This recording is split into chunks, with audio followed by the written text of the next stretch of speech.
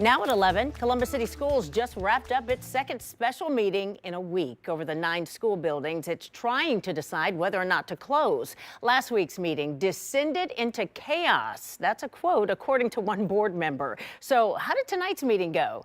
10 TV's Carly Dion was in the room and she joins us now live in South Columbus with what happened tonight. Carly? Yolanda, tonight was really the first time we've heard from the CCS board members in detail about their thoughts on each of the 9 schools potentially on the chopping block to be shut down.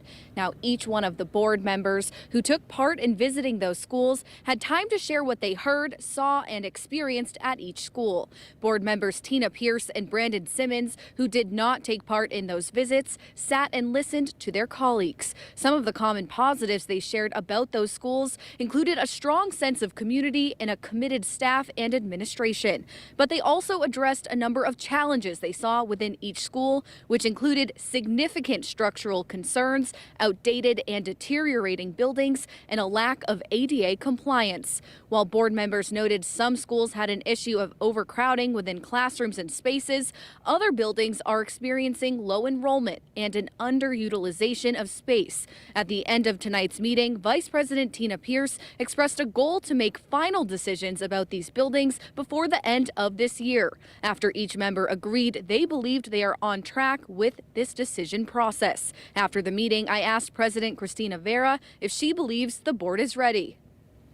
What is your confidence level that you will be able to make a decision next month? My confidence level, these are 7 individuals, and so I think, we heard tonight, in terms of what else do you need, and it was very clearly articulated that, they have what they need, so I think at this point it's about making sure that we continue to engage with our families, our community, work alongside of the superintendent for any additional follow-ups in terms of data or information, and then from there, prepare for next month's meeting agendas.